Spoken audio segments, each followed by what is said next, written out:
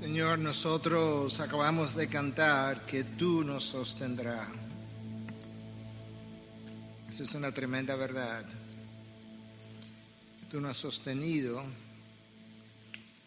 y tu brazo extendido hacia nosotros es lo que nos sostiene en las buenas y en las malas.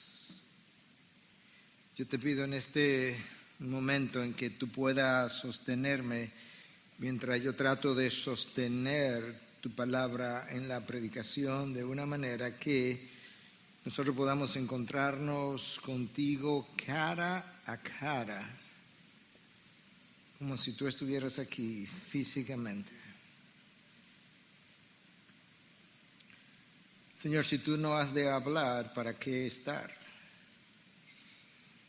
Si tú no has de dirigir lo que se ha de decir, yo no tengo nada que decir.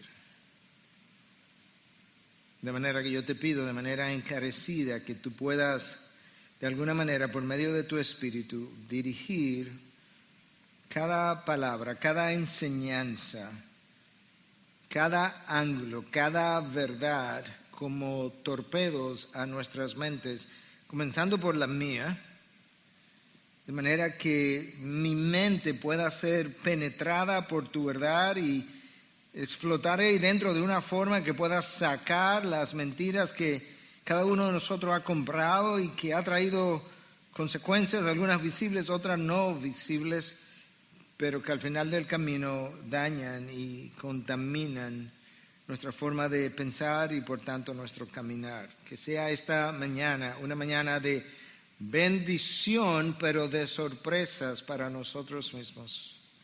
Por lo que tú tengas que decir, cómo lo digas y cómo lo apliques. En Cristo Jesús te lo pedimos. Amén, amén. Podemos sentarnos.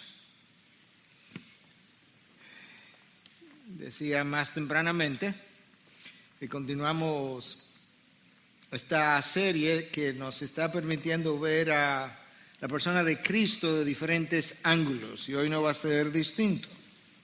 Es un texto sumamente familiar para todos nosotros y narra un hecho extremadamente singular en la vida de nuestro Señor Jesucristo. Con toda probabilidad es uno de los pasajes, quizás, yo no sé si el más conocido, pero tiene que estar entre los 3 más conocidos pasajes. No importa si la audiencia es cristiana o no cristiana.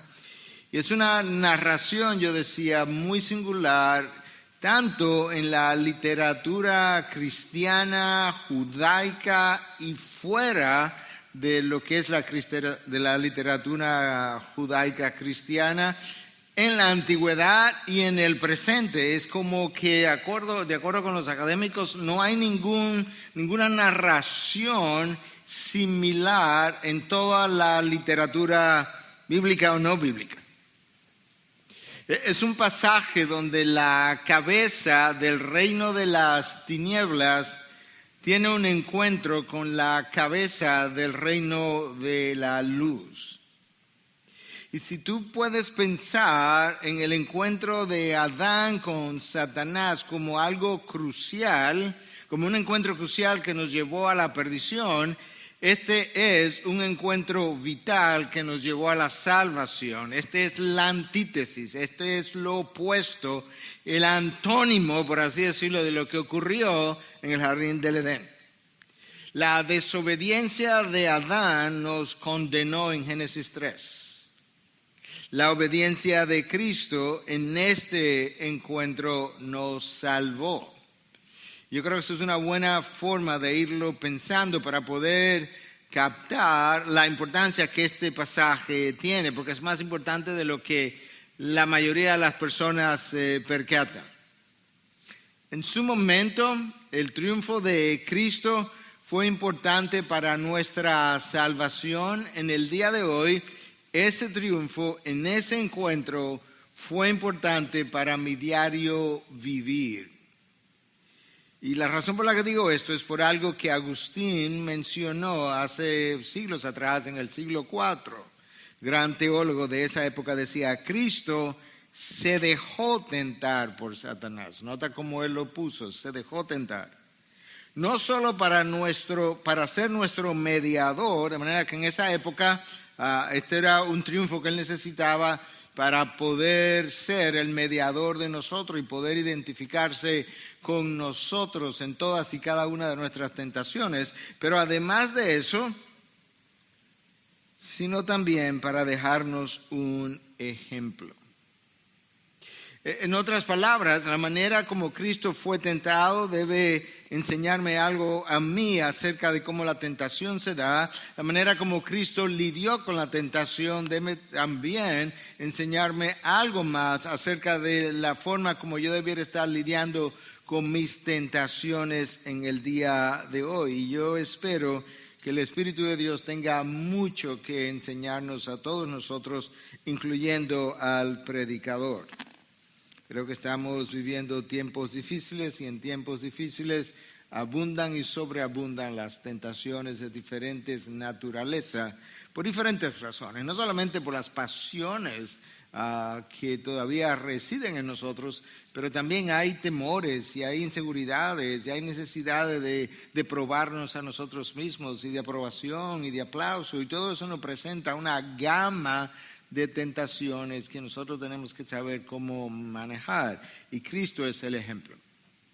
De manera que yo voy a leer este texto del Evangelio de Lucas capítulo 4, y esto es la palabra de Dios. Jesús, lleno del Espíritu Santo, volvió del Jordán y fue llevado por el Espíritu en el desierto, por 40 días siendo tentado por el diablo. Y no comió nada durante esos días, pasados los cuales tuvo hambre. Entonces el diablo le dijo: si eres hijo de Dios, di a esta piedra que se convierta en pan. Jesús le respondió: escrito está, no solo de pan vivirá el hombre. Llevándola a una altura, el diablo le mostró en un instante todos los reinos del mundo, y el diablo le dijo: todo este dominio y su gloria te daré, pues a mí me ha sido dado, y a quien quiero se lo doy. Por tanto, si te postras delante de mí, todo será tuyo. Respondiendo Jesús le dijo: escrito está, al Señor tu Dios adorarás y a Él solo servirás. Entonces el diablo le llevó a Jerusalén y le puso sobre el pináculo del templo y le dijo: si eres hijo de Dios, lánzate abajo desde aquí, pues escrito está. Aquí está el diablo ahora citando la palabra, haciendo uso de la palabra para tentar al autor de la palabra.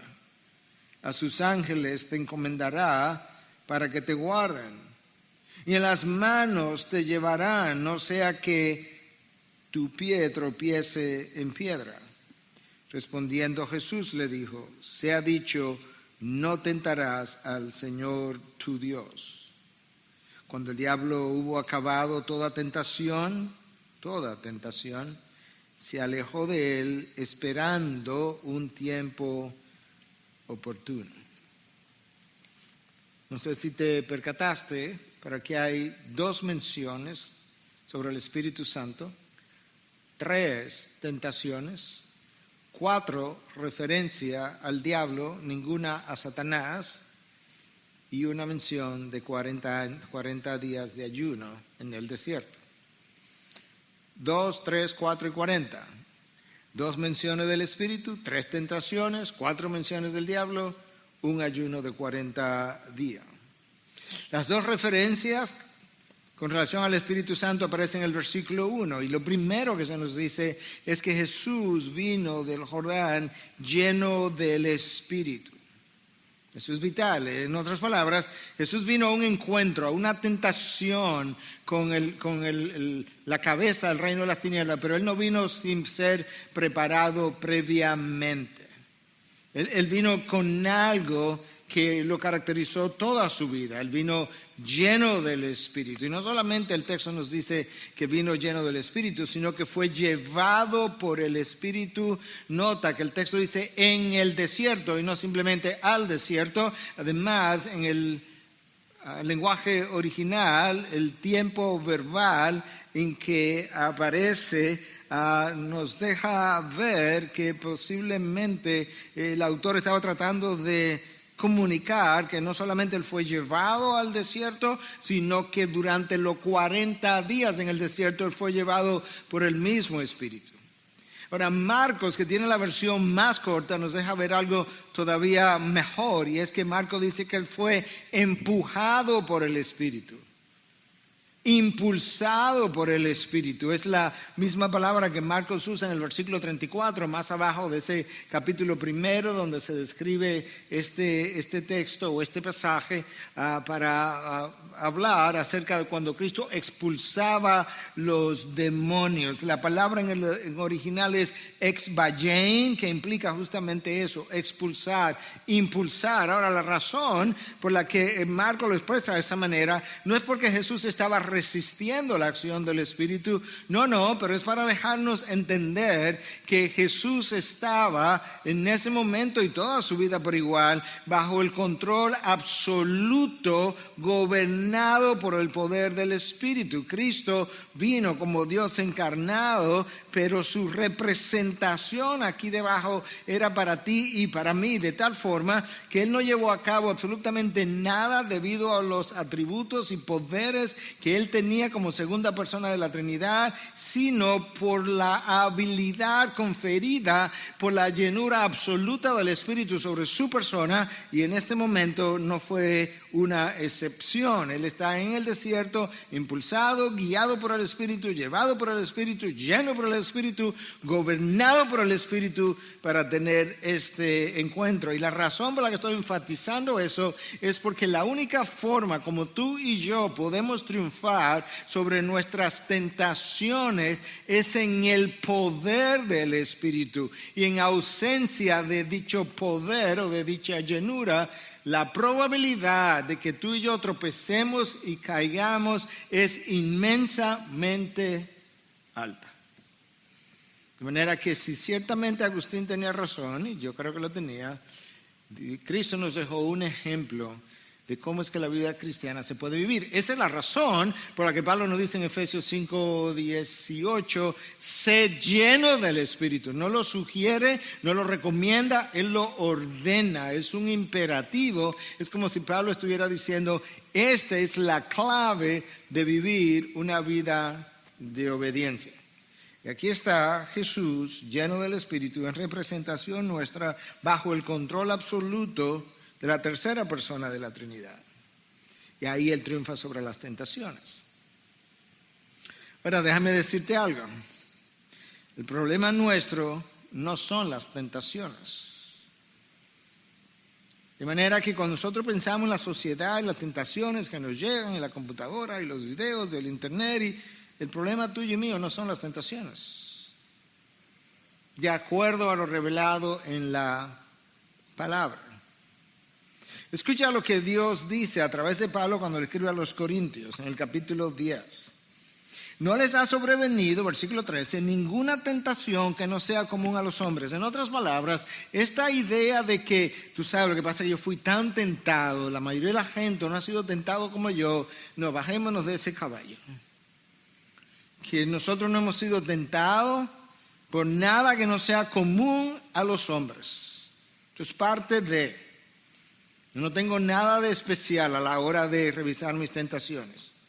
Fiel es Dios, escucha ahora, que no son las tentaciones mi problema, que no permitirá que ustedes sean tentados más allá de lo que pueden soportar. Dios te dice, Dios me dice, yo te garantizo, Miguel, que en toda tu vida no habrá una tentación que yo permita. Eso es una palabra fuerte. Yo no voy a dar permiso para que ninguna tentación que tú no puedas soportar llegue hasta ti, de manera que cuando la tengas, tú puedes soportarla. Y si por casualidad hay alguna duda en ti, yo voy a hacer algo más, sino que con la tentación proveerá también la vía de escape a fin de que puedan resistirla. En otras palabras, si no la resiste, no fue por la magnitud de la tentación, fue por la rebelión de tu corazón que provista la vía de escape, no la quisiste usar porque realmente te gustó la tentación. Eso es como es en tu vida y en la mía. Dios nos ha revelado algo más. Dios nos ha revelado que el Espíritu que llenó a Cristo es el Espíritu que debe llenarme a mí, que quiere llenarme a mí, y que el Espíritu que guió a Cristo en el desierto es el Espíritu, de acuerdo a Romanos 8, que guía a cada uno de los hijos de Dios. Recuerda, el Hijo de Dios está siendo guiado por el Espíritu. Yo, como hijo de Dios, estoy siendo guiado por el Espíritu. Entonces, ¿qué dicen los académicos? Que Cristo no enfrentó la tentación con el diablo con ningún elemento que yo no tenga. Él tenía el Espíritu y yo también. Él tenía llenura y yo pudiera tenerla. Él tenía la palabra y yo también. Él lo hizo en representación mía. Y por eso teníamos que estar en planos similares. Por eso es que el autor de Hebreos me dice que Él fue tentado en todo como nosotros somos tentados para poder ser un verdadero sumo sacerdote que me pueda representar. Entonces, ¿cuál es el problema? Si las tentaciones no son el problema. Bueno, el problema en primer lugar es nuestra falta de llenura. Si no estamos llenos, no estamos preparados. En segundo lugar, nuestra resistencia a su guía, algo que Cristo no resistió nunca. El Espíritu de Dios nos dice cuando algo no está bien, cuando algo no debe ser, cuando una circunstancia no debe ser orquestada, no debe ser buscada, pero lo hacemos todo lo opuesto. Nuestra independencia de Dios, nuestra rebelión que nos lleva a satisfacer nuestros deseos, aunque eso deshonre el sacrificio de Cristo que pagó por el pecado que yo estoy a punto de cometer. Y mientras Cristo estuvo comprometido de manera exclusiva, y tenemos que subrayar la palabra exclusiva, con la causa de su Padre, de manera exclusiva, nosotros estamos comprometidos de manera primordial, yo no voy a decir exclusiva, pero de manera primordial, con llenar nuestras propias necesidades y deseos, como lo hicieron Adán y Eva. Nosotros tenemos un compromiso con Dios, yo no quiero quitar eso. Pero primordialmente nosotros hacemos compromisos con nuestros deseos, con lo que queremos, con nuestra satisfacción personal. Para el ser humano, el satisfacer sus deseos es más importante que las consecuencias que estos puedan acarrear. Para el ser humano es más importante la satisfacción de sus deseos que las consecuencias que estos puedan acarrear. De ahí los chances que nos tomamos. Déjame decir esto con cuidado, pero tan pastoralmente como yo lo puedo decir. Nosotros somos más narcisistas de lo que estamos dispuestos a admitir. El narcisismo lo vemos en otros fácilmente, pero nuestros caracteres narcisistas o rasgos narcisistas, sería una mejor expresión, no lo vemos en nosotros. Entonces ahora regresando a Cristo. Ahí está Cristo, lleno del Espíritu, guiado por el Espíritu, no resistiéndolo, gobernado por el Espíritu, en el desierto por 40 días, versículo 2, siendo tentado por el diablo, y no comió nada durante estos días, pasados los cuales tuvo hambre. Entonces el diablo le dijo, si eres hijo de Dios, dile a esta piedra que se convierta en pan. Como muchos han notado, el diablo aparece con esta tentación. Yo creo que el diablo lo tentó por los 40 días. Es como la insinuación en el versículo 1 y 2. Pero al final de los 40 días, entonces cuando él trae quizás las tentaciones de mayor peso, quizás una detrás de la otra, y en el momento de mayor debilidad, él tuvo hambre, y entonces el diablo le dijo, no, nota que la tentación llega en un momento de debilidad. No pase por alto cuándo es que la tentación arriba, porque de esa misma manera la tentación usualmente llega a tu vida en un momento también de debilidad, que vamos a hablar de eso en un momento, y cuando tú estás en ese momento de debilidad, Satanás viene al acecho. Él viene en la soledad de la noche o en un fin de semana donde estás más solo porque no estás trabajando, o en medio de las necesidades. En medio de esa necesidad, en un momento dado, es cuando yo soy más dado a pensar que quizás pudiera ser posible llenar esa necesidad de una manera no tan legítima. Sabemos que es ilegítima, pero quizás no es la forma más ilegítima de hacer las cosas. Por tanto, la media ilegitimidad nos sirve para justificar muchas veces lo que queremos hacer. Y entonces en esos momentos donde yo estoy considerando algo que se sale de lo que es la pura verdad, es donde la duda, el error me asaltan, la mentira, el deseo invaden mi mente y comienzan a confundirme. Y de ahí que el apóstol Pablo instruye a los filipenses y le dice, en todo lo verdadero, en esto pensad. Si no es verdad, no lo considere, no lo piense, no te dejes entretener. En todo lo justo, si no es justo, no lo hagas. Si no es noble, no lo hagas. Si no es digno, no lo hagas.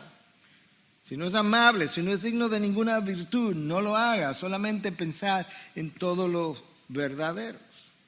Si nosotros dejamos que algo no verdadero penetre nuestra mente, Satanás va a hacer uso de sus maquinaciones y poco a poco irá ganando terreno y poco a poco me irá convenciendo de que la verdad no es necesariamente como yo la había visto y que la mentira no es tan gravosa como eventualmente pudiera llegar a ser.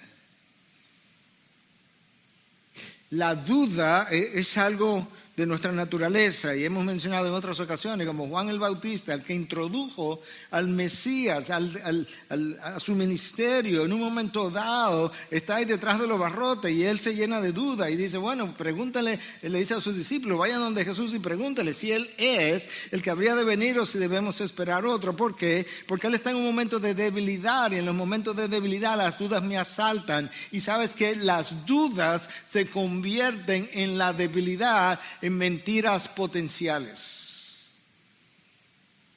aún para Juan el Bautista. Entonces nuestras tentaciones llegan en momentos de debilidad. Después de 30 años dando consejería, 8 en Estados Unidos como ancianos, donde lo hacía menos frecuentemente, pero lo hacía. Bueno, quizás incluso más frecuentemente de lo que había estado pensando, porque como médico infectólogo tuve que consultar a mucha gente que lidió y que terminó con el virus del HIV. Y 22 años aquí, yo puedo decirte de la manera, una vez más pastoralmente posible, porque si no puedo tomar las ilustraciones de mis vivencias y aplicarlas pastoralmente a la iglesia de Cristo hoy, pues entonces no debo predicar el texto, porque voy a predicar un texto que tiene 2 milenios de distancia, de separación. Pero después de 30 años, y estando yo, como le he mencionado varias veces, por un par de años ya escribiendo en mi mente un libro que tiene que ver con la anatomía y la fisiología del pecado, yo puedo decirte hoy que las tentaciones nos llegan hoy en los mismos momentos de debilidad que llegaron a los personajes del pasado y registrados en la Biblia. ¿Cuándo? Número 1, cuando el cónyuge no está en la casa o está de viaje. ¿Dónde usted ve eso, pastor, en la Biblia? En el primer libro de la Biblia. José fue tentado cuando Potifar estaba de viaje. Yo te puedo decir, yo he dado no sé cuántos cientos de consejería. Una enorme cantidad de las cosas que he visto se dieron en esos tiempos, incluso algunos de los viajes orquestados. Llegan en un momento de necesidad física, como Esaú, que vendió su primogenitura todos sus derechos y privilegios que eran enormes en la antigüedad para el primogénito por un guiso. En serio, Isaú, ¿tú piensas que va a morir si no te comes este guiso? ¿Tú piensas que este guiso vale tanto como todos tus privilegios y derechos? Los vendió. Llegan cuando nosotros debimos haber estado en un lugar, trabajando, predicando, enseñando, en su lugar de trabajo, y no estaba llenando mis responsabilidades. ¿Y dónde usted ve eso? En la vida de David, que cuando él debió haber estado fuera de Jerusalén en guerra, el texto dice que David estaba en Jerusalén ese día, y por tanto ese es el día de su encuentro con Betsabé. Si te cuento del número de veces que he estado, cuando alguien me ha contado, yo, pastor, debí haber estado, pero no estaba, estuve allí y allí.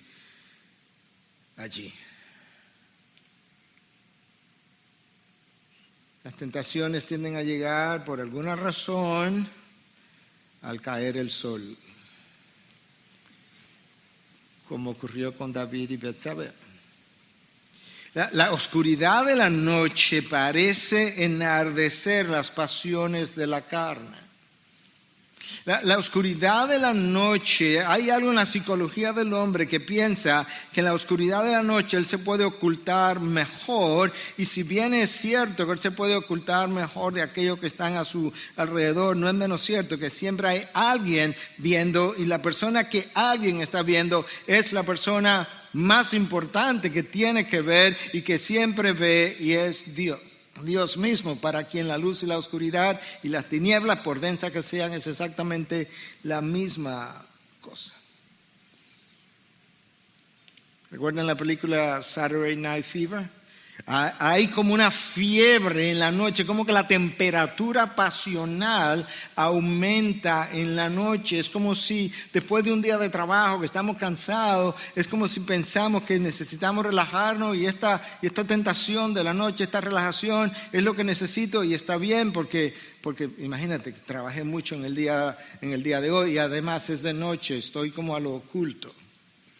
Y mientras más avanzan las horas de la noche, más aumenta el grado de iniquidad según los estudios. El Señor estuvo solo en el desierto, día y noche. Al final tuvo necesidad de comer.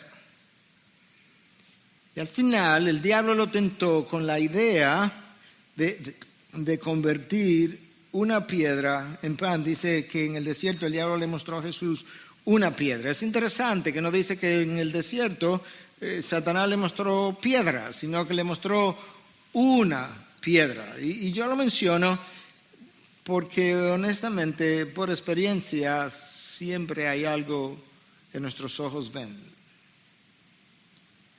Eva vio una fruta que le pareció atractiva, agradable a los ojos, dice el texto. Nuestras tentaciones entran por nuestros ojos y por nuestros oídos, algo que nos cautiva la atención, y de repente eso que entró a mi mente y cautivó mi atención, ahora va a comenzar a ejercer un efecto en mi imaginación. El texto de 2 Samuel 11 dice que David salió a la terraza, vio a Betsabé que era muy hermosa. Siempre hay algo que nosotros vemos. Jesús vio una piedra. Satanás le mostró una piedra y le tentó con convertirla en pan. Tú sabes que una piedra pudiera con tu imaginación lucir como un pedazo de pan. Los ojos, las pasiones de los ojos, dice Juan en su primera carta en 2:16, que la pasión de los ojos es del mundo, pero no de Dios. Hay algo siempre que nosotros vemos, y Lamentablemente, como decía, eso que nosotros vemos a veces no es ni siquiera la idea final, pero esta piedra, si entra a mi mente, mi imaginación, una de las cosas que las tentaciones hacen es que usan la imaginación para crear realidades poco usuales que luego se convierten en el terreno donde el drama se da. Las tentaciones usan la imaginación. Las piedras en el suelo pudieron haber parecido pedazos de pan. Y ese día lo que estaba en juego, y esto se ha debatido de una y otra forma, y algunos lo han dicho de una forma, otros lo han dicho de otra forma. Yo mismo decía que años atrás pensaba que mucho de lo que estaba aquí cuestionándose era si Jesús era el Hijo de Dios o no, porque eso es como Satanás lo aborda. Si eres el Hijo de Dios, yo no creo hoy en día que eso estaba en juego en lo más mínimo. Claro que Cristo sabía desde toda la eternidad que era el Hijo de Dios. Ahora no se lo va a olvidar, ahora no lo va a cuestionar. No, eso no es lo que estaba en juego. Lo que estaba en juego en esta tentación era si Cristo, como Hijo de Dios, se atrevería a actuar en independencia del Padre y si usaría su poder para satisfacer una necesidad aparentemente legítima, su hambre, pero de una forma ilegítima.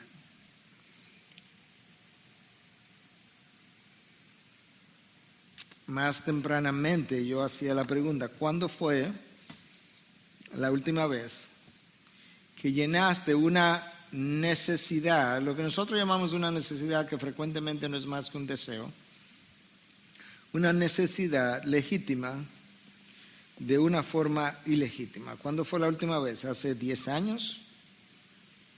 ¿Hace 5? ¿Un año? ¿Un mes? ¿Una semana?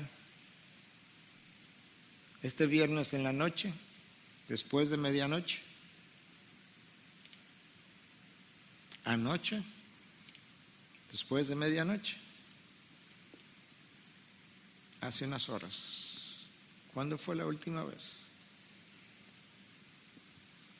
Este texto está aquí hoy, tanto para ti como para mí. Si el Hijo de Dios hubiese convertido media piedra en pan para comer, toda la redención del hombre se hubiese echado a perder, hubiese fracasado. Tú puedes creer que toda la redención del hombre en un momento dado dependió de un bocado de pan. De la misma manera que en el Antiguo Testamento el futuro de la humanidad y de la creación entera estuvo en juego con una mordida de una fruta. Eso es el Antiguo Testamento. En el Nuevo Testamento, el destino de la humanidad está en juego por un bocado de pan, algo muy parecido. Esta mordida la hundió la creación, esta no mordida salvó la creación. Wow.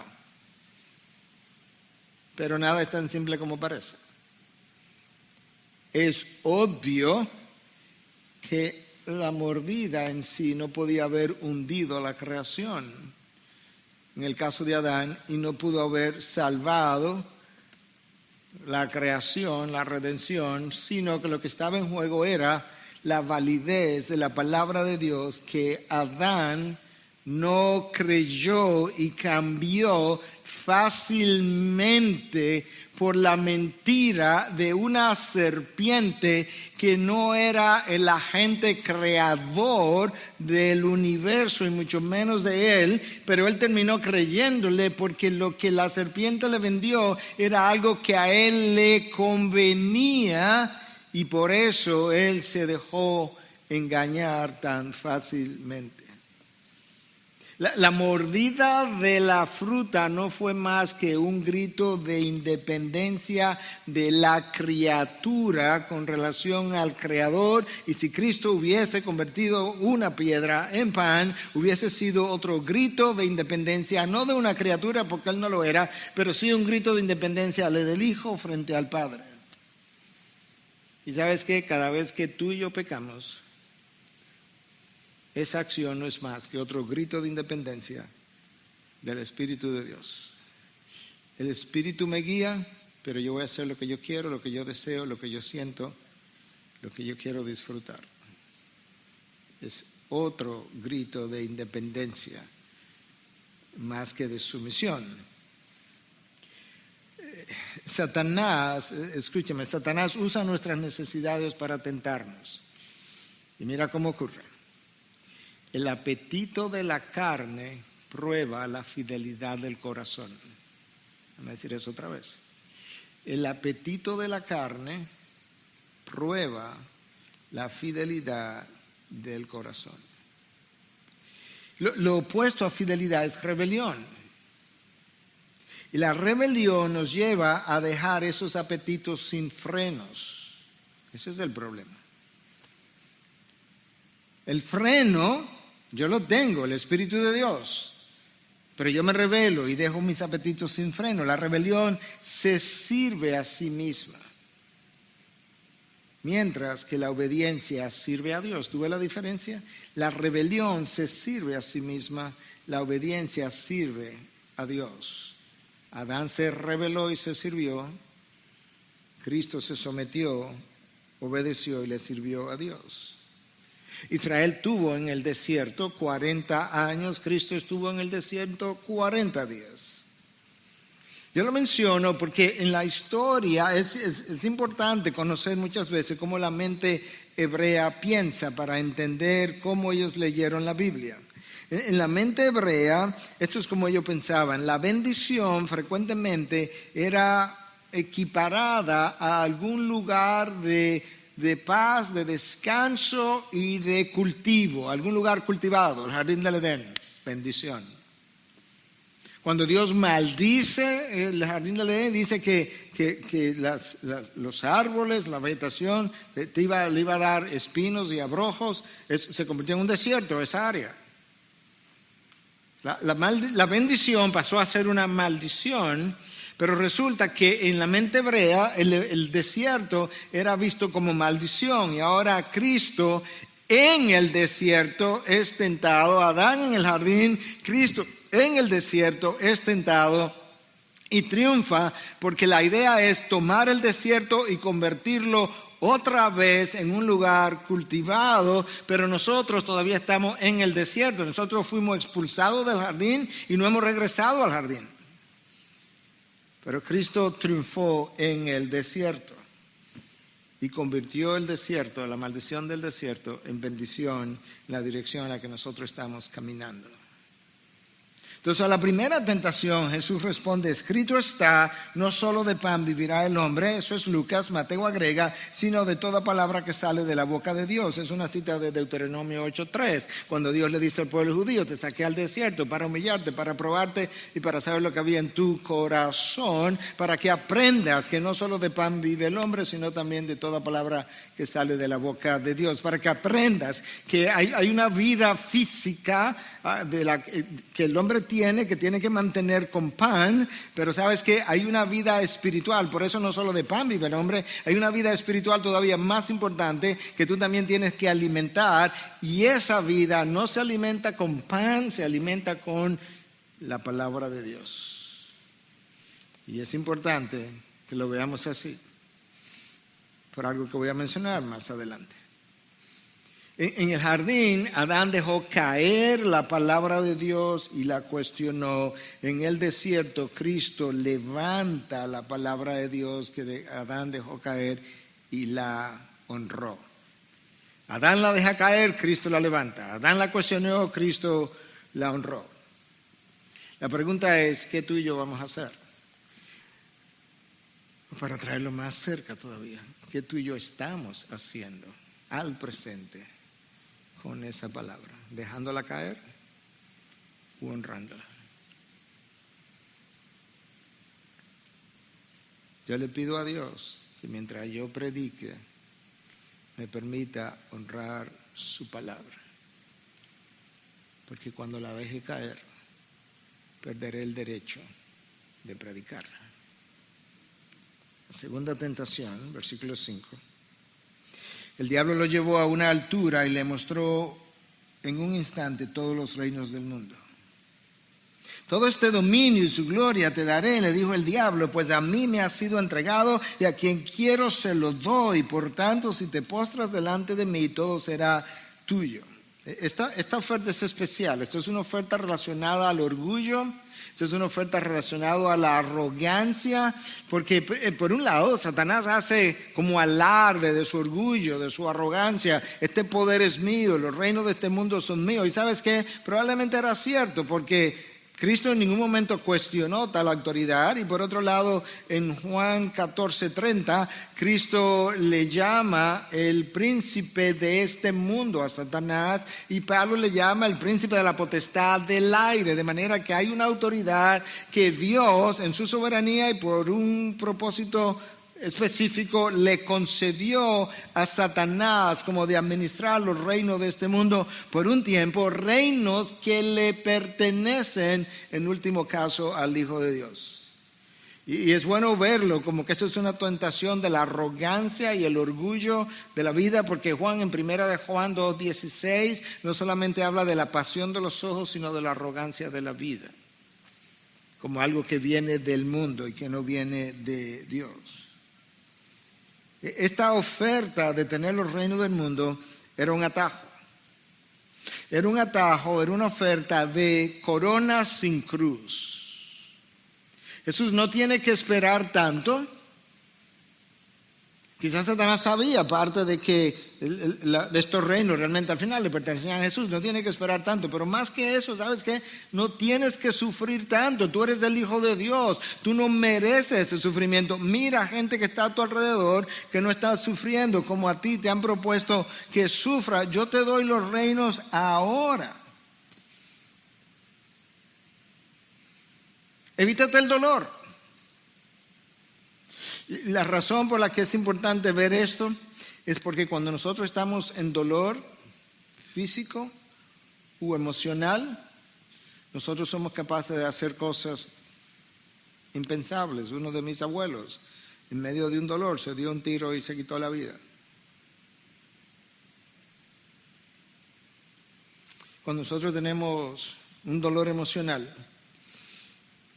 llega un momento donde yo necesito, yo entiendo, necesito, no es que quiero, yo lo siento como una necesidad, yo tengo que anestesiar esto, yo tengo que hacer algo, yo no puedo continuar así. Y en ese momento yo soy capaz de anestesiar mi dolor de una forma pecaminosa que Dios no aprueba, que en el momento de la aplicación de la anestesia yo reconozco que realmente no está bien hecho, pero yo justifico que lamentablemente voy a tener que hacerlo porque el dolor es muy intenso y es de muy larga duración, y por tanto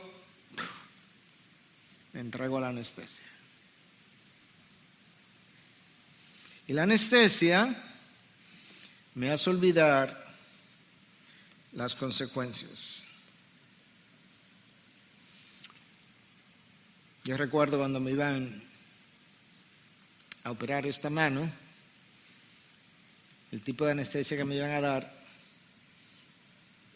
yo sabía que a mí me causaba mucho mareo y náusea, vómito. O se podía hacer con una anestesia local.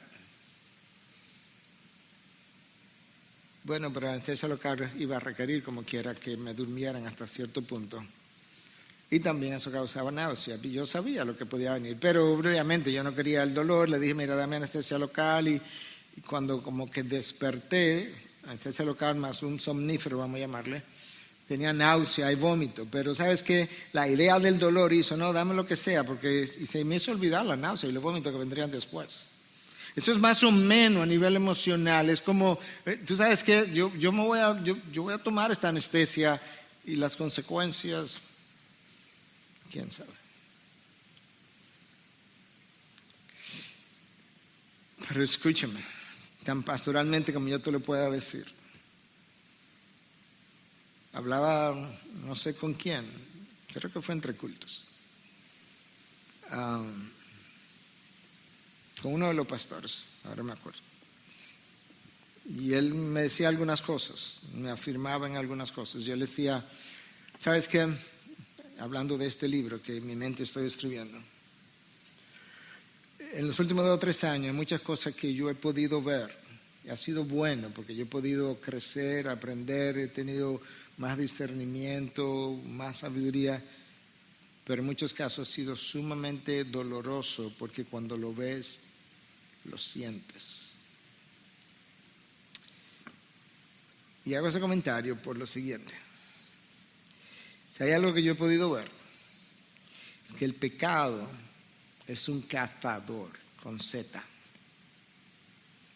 El pecado te cae atrás. El pecado no confesado, no arrepentido, te cae atrás. Te cae atrás como un cazador. Y cuando Él te encuentra como en una zona abierta, Él viene y te da un tiro en la cabeza que tú dices, ¿y de dónde vino eso? Yo lo he visto una y otra vez. Mi esposa sabe porque hemos hablado de esta analogía. Eso le pasó a David. David hizo lo que hizo. Llegó a Betsabé. Todo estaba tranquilo.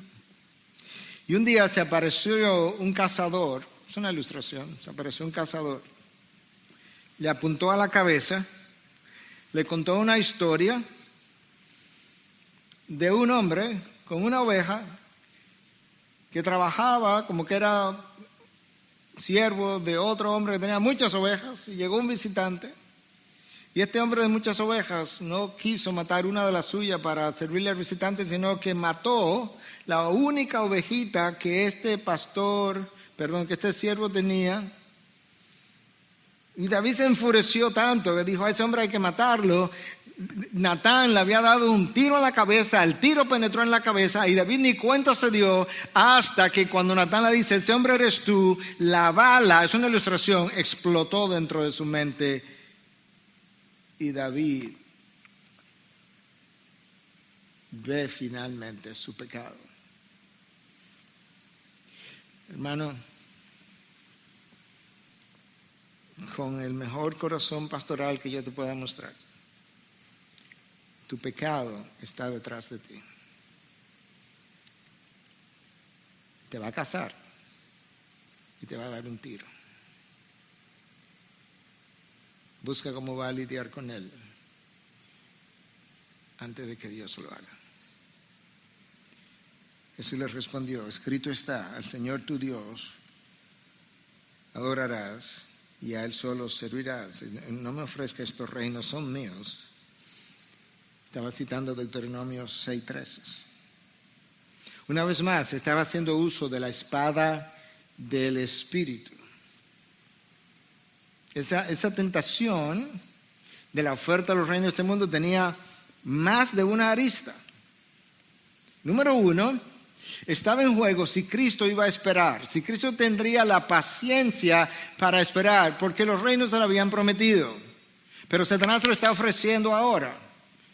Número 2, esta tentación tenía la arista de si Cristo se sometería a la voluntad del Padre para sufrir. ¿Cuál era la disposición del Hijo a sufrir en vez de, evitando el sufrimiento, tomar el atajo, como hablamos? Esa arista estaba ahí. Y en tercer lugar, esta tentación estaba probando la lealtad de Jesús a la oferta del Padre, porque la pregunta sería si Jesús tendría la credibilidad en el Padre de que eventualmente los reinos de este mundo se le darían. Quizás para ayudarnos a ver lo que estoy tratando de decir, cuando Judas traicionó a Cristo, él no fue leal, obviamente. Esto es como el salmista profetizó la traición de Judas. Aún mi íntimo amigo en quien yo confiaba, el que de mi pan comía, contra mí ha levantado el calcañar. Voy a compararlo con Cristo en un momento. Cuando Pedro negó a Jesús, lo hizo porque no estaba dispuesto a sufrir. Pedro está ahí en el patio del sumo sacerdote, están entrevistando a Jesús.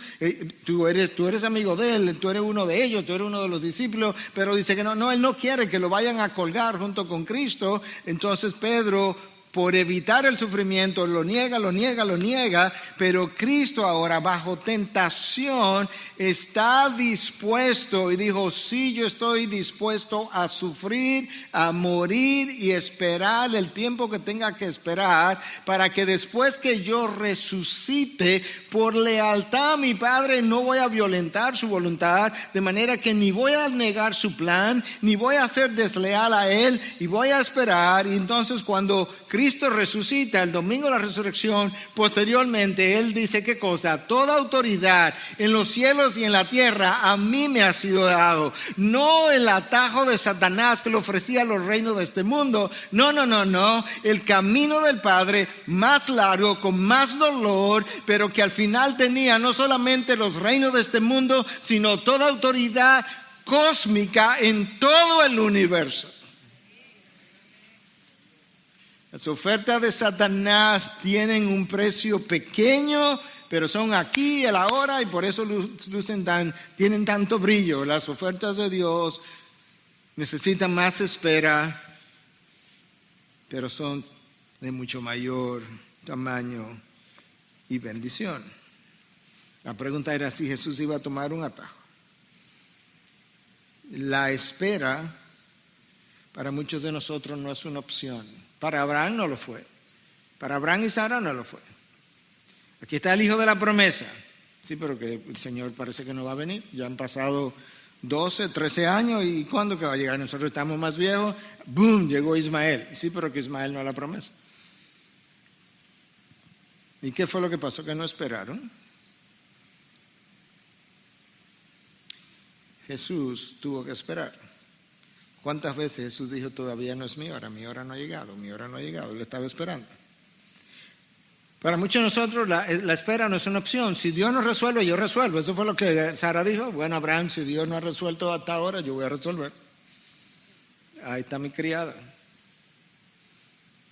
Saúl perdió su reino en una noche por no esperar. Una sola noche.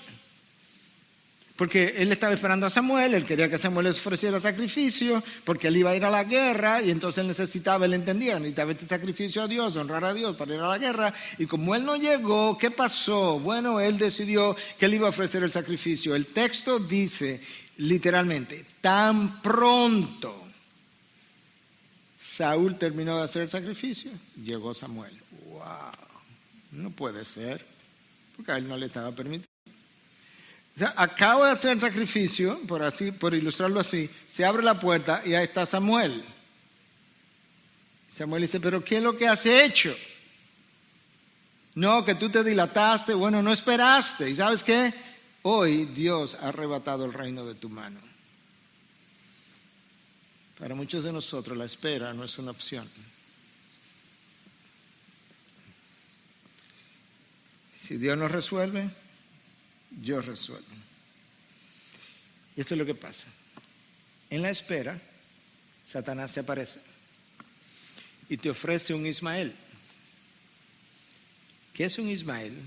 Un Ismael es una oferta que parece llenar una necesidad, pero que no es la bendición de Dios. Ismael llegó con permiso de Dios, pero no como bendición de Dios. Nosotros se nos olvida que el permiso de Dios no es necesariamente la bendición de Dios. Y lamentablemente muchos de nosotros sufrimos las consecuencias aceptando los permisos de Dios. Y Dios dice, bueno, tú puedes tener a Saúl, ese es mi permiso, pero que se entienda que Saúl no es mi bendición. Tercera tentación. Entonces el diablo lo llevó a Jerusalén y le puso sobre el pináculo del templo y le dijo, si eres hijo de Dios, lánzate abajo desde aquí, pues escrito está, sus ángeles te encomendará para que te guarden y en las manos te llevarán para que tu pie no tropiece en piedra. Eso es una cita del Salmo 91, versículo 11 y 12. Esto es lo que el Salmo dice, pues Él dará órdenes a sus ángeles acerca de ti para que te guarden en todos tus caminos. La frase en todos tus caminos faltó en la cita de Satanás. Yo no creo que esa frase es el problema. En sus manos te llevarán para que tu pie no tropiece en piedra. En otras palabras, lo que el Salmo está diciendo no es un salmo mesiánico, es un salmo con relación a todos nosotros es que Dios protege a sus hijos.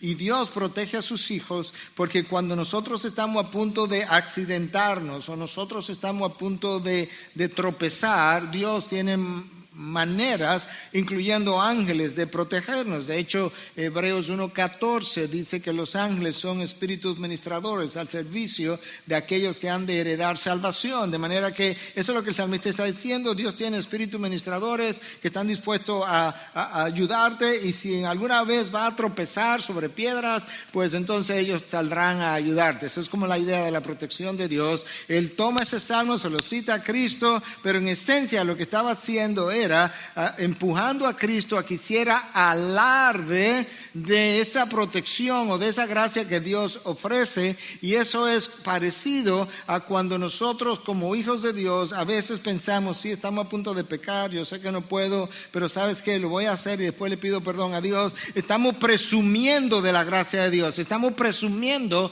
que Dios va a hacer algo que debe hacer por su gracia o por su promesa, y eso es lo que Satanás está tratando de decirle. Aquí hay una promesa, presume de ella, tírate y ellos van a venir a servirte. Pero Cristo entiende la tentación y le dice, se ha dicho, escrito está, no tentarás al Señor tu Dios.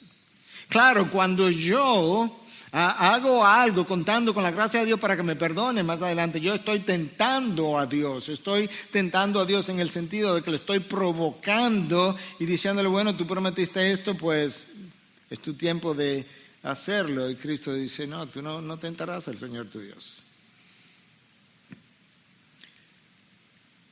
El tiempo ha ido corriendo, así que vamos a ir resumiendo y aplicando. Bueno, ya hemos aplicado, pero vamos a continuar aplicando. Al final de los 40 días, Cristo podía estar físicamente muy hambriento, pero estaba espiritualmente lleno. Eso hizo la diferencia. La dificultad está cuando tú y yo estamos físicamente llenos y espiritualmente muy hambrientos. Ahí es donde está la dificultad. El problema se nos presenta a nosotros muchas veces sin estar preparados, de manera que Cristo nos dejó un ejemplo de cómo prepararnos, cómo enfrentar y resistir la tentación. Hay cosas de la tentación que yo necesito entender, que tú y yo necesitamos entender si vamos a vencerla, además de tener que estar lleno del Espíritu dependiendo de Él. Déjame decirte algunas cosas acerca de la tentación tuya y mía. En primer lugar, la tentación siempre es atractiva, de otra forma no sería atractiva, no sería una tentación. La tentación es atractiva porque apela a mis deseos. La tentación es gozosa porque apela a mi deseo de placer.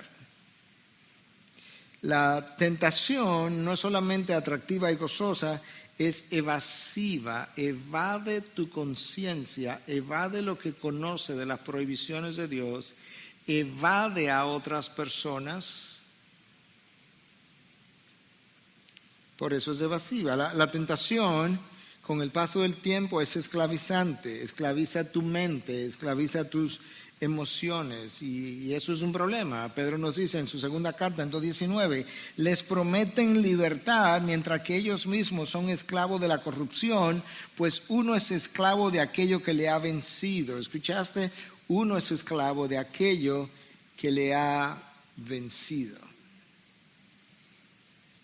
Y eso yo necesito recordarlo. Lo que me vence me esclaviza.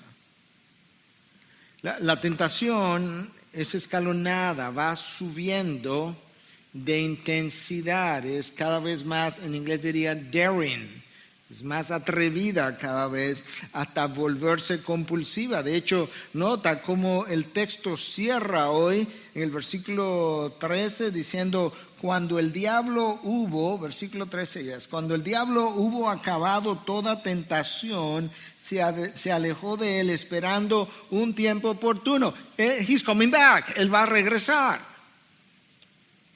Porque él tiene una compulsión ahora de hacer caer a Cristo. La tentación se vuelve compulsiva. el diablo no se dio por vencido. Terminada la tentación, llevada a cabo la tentación es decepcionante porque no te puede entregar lo que promete. Puede entregar el placer dulce, pero lo amargo viene inmediatamente detrás, como la fruta de Eva y de Adán y Eva. La tentación es engañosa, me engaña, te oculta sus consecuencias, no te deja ver qué es lo que va a pagar, no te deja ver cuál es el precio que viene y en gran medida no me deja ver el precio que voy a pagar porque la tentación me hace creer que nadie está viendo, que nadie me está mirando, que nadie se va a enterar, por tanto no hay precio que pagar. Pero como hay alguien que sí vio, que es Dios, yo no sé cuál es el precio que Él me va a hacer pagar, pero es engañosa. Yo hablaba con uno de los pastores nuestros ahí entre cultos, hablábamos y decía, el problema es que nuestra mente está tan distorsionada que mi mente me engaña a mí mismo. Por eso es que Jeremías 17:9 dice que el corazón es engañoso, y cuando la palabra dice en el Antiguo Testamento corazón, muchas veces el corazón no es otra cosa que la mente, o como yo pienso, como yo siento, o todo junto.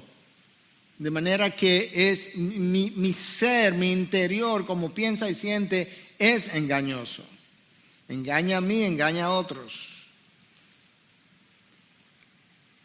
Este ejemplo de Cristo me enseña con toda claridad que si Satanás pensó que podía hacer caer a Cristo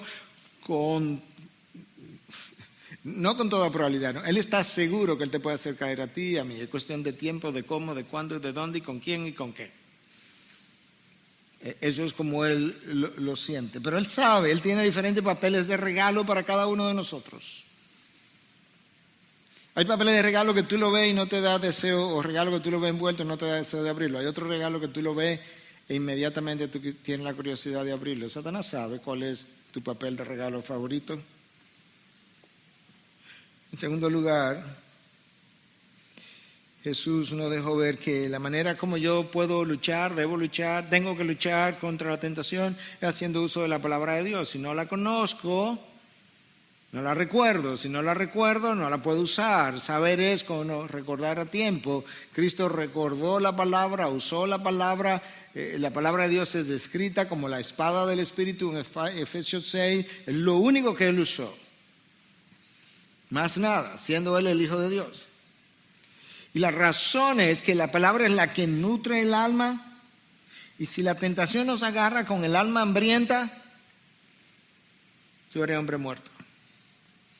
En inglés dirían dead meat, sangre muerta. Si la tentación nos agarra con el alma hambrienta, moriste. No ha comenzado y ya moriste. En tercer lugar, Jesús venció la tentación, ya lo dijimos, pero te lo enfatizo al final, pues estoy encapsulando también con los mismos recursos que tú y yo tenemos, la palabra de Dios y el Espíritu de Dios. No tenía más, no hizo uso de más nada que no fuera la unción del Espíritu y la palabra de Dios. Tú tienes ambas, yo también. Yo creo que tú puedes ver con claridad que es preferible estar hambriento en medio de la voluntad de Dios que saciado pero fuera de ella. No importa cuál es tu hambre puede ser de física, de poder, de placer, tu hambre puede ser, no sé, de reconocimiento. Es preferible estar hambriento en medio de la voluntad de Dios que satisfacerte fuera de ella. En quinto lugar, Cristo nos mostró que el camino más largo es preferible si es el camino de Dios y que los atajos frecuentemente son de Satanás. Lo rápido, lo cómodo, lo fácil, aquello que me va a satisfacer rápidamente, cuando Dios ha prometido gozo en su presencia y delicias a su diestra. Quizá tú no estabas buscando algo, como decimos a veces, mira, yo no estaba buscando ese trabajo y vino y me llamaron, eso tiene que ser de Dios. Espérate, no vaya tan rápido. Porque quizás tú no estabas buscando, pero quizás Satanás te estaba buscando a ti y te encontró y te lo proveyó. Nuestro Dios nunca ha sido conocido como el Dios de la prisa, ni el Dios de la comodidad, ni el Dios de los resultados inmediatos, sino como el Dios de la paciencia, de la misericordia, el Dios que vive fuera del tiempo y del espacio. Imagínate un Dios que para Él 1000 años es como un día. Imagínate si Él piensa que está atrasado con Abraham y Sara. Nosotros somos personas del aquí y el ahora. Resuélvelo. En sexto lugar, la tentación de Cristo nos muestra que Dios está pendiente de nosotros. El Salmo 91 nos recuerda, aún sus ángeles están pendientes de nosotros. Te guiaré con mis ojos puestos en ti. El Espíritu llevó a Cristo, el Espíritu dio a Cristo, el Espíritu sostuvo a Cristo. Dios está pendiente de nosotros. Número 7, la tentación de Cristo nos muestra que Dios no es el autor de la tentación, pero Él permite la tentación. Y Él permite la tentación porque la tentación hace varias cosas. Prueba mi lealtad a Él, prueba mi compromiso con su causa, prueba mi carácter, revela mi carácter, fortalece mi carácter o quiebra mi carácter, dependiendo de cómo yo lo enfrente, donde yo estoy. Lo que la tentación siempre va a hacer es que va a revelar mi carácter. Si lo quiebra, lo reveló. Si lo fortalece, lo reveló. Dios permite la tentación para probarme a mí quién yo soy. Por eso te saqué al desierto, para probarte, para humillarte y para ver lo que estaba en tu corazón. Es para que yo lo vea. La tentación me permite ver mis fortalezas y mis debilidades. Forman parte del crecimiento cristiano, el crecimiento del carácter. Satanás no pudo vencer a Cristo, no porque era Dios, sino porque dependió de Dios. Y de esa misma manera, tus tentaciones y las mías pudieran quebrarnos fácilmente, pero ninguna tentación es mayor que el poder de Dios que mora en nosotros. No olvides que la tentación usualmente ocurre en un área donde tú has sido previamente tentado, por tanto, evita esa área, cuida esa área, aléjate de esa área. La tentación frecuentemente entra por tus sentidos. Siempre hay algo que tú ves. La tentación se aprovecha, escúchame, la tentación se aprovecha de lo que a ti te atrae. Tan pronto algo te atrae, sea un lingote de oro y un manto babilónico como el caso de Acán, o sea Betsabé en el caso de David, o sea otra cosa, puede ser una posición, puede ser un trabajo, algo que te atrae. Ten cuidado porque la tentación se aprovecha de lo que a ti te atrae. Revisa tus atracciones. No olvides que la tentación con el tiempo se vuelve compulsiva. Adán falló en las mejores condiciones, en un jardín provisto, irrigado, cultivado. Cristo triunfó en las peores condiciones, en un desierto solo, con fieras a su alrededor, dice Marcos. Y por eso hoy Él puede ser mi sumo sacerdote. Puede identificarse, empatizar con mis debilidades. Déjame decirte 2 cosas más, 2 principios más, 5 preguntas y cerramos. No permitas que Satanás ponga un solo pie en la puerta de tu corazón. Cuando terreno santo es perdido, las emociones comienzan a controlar tu mente y tu mente controla tu vida. No permita que Satanás ponga un solo pie en tu corazón. Cuando tú pierdes terreno santo, tus emociones comienzan a controlar tu mente y tu mente controla tu vida. El tiempo de tratar con la tentación es cuando tú eres atraído. Recuerda que te dije, revisa tus atracciones. El tiempo de tratar con la tentación es cuando tú eres atraído. O no es cuando tú eres atraído, es mucho antes de la primera mordida. Una vez que tú has mordido la fruta, serás atrapado por el veneno del placer. ¿Cuánta gente yo no he entrevistado, pastor? El problema fue que una vez yo entré ahí, yo me vi como atrapado o atrapada. Pero ¿qué fue lo que te atrapó? Es que el deseo te atrapa, te engaña, tú regresas a él una y otra vez. Sí, es cierto, es como la palabra dice, que el perro a su vómito vuelve.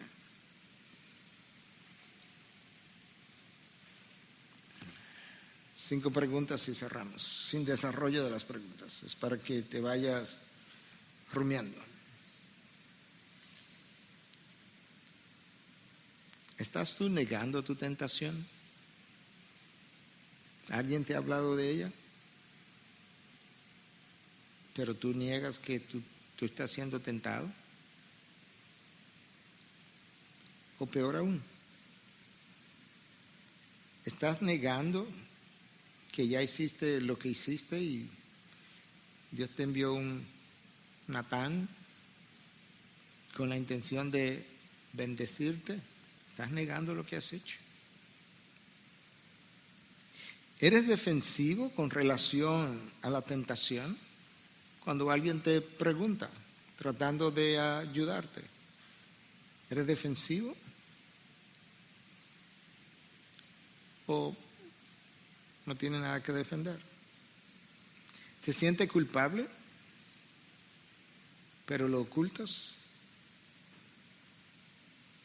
Finalmente, ¿estás tú siendo distraído y has descuidado tus responsabilidades en tu trabajo, en tu hogar, en tu oficina? Porque frecuentemente las tentaciones llegan cuando yo he descuidado lo que a mí me toca hacer. Y una manera como Dios me llama la atención es permitiendo que esta tentación llegue en un lugar donde yo no debo estar,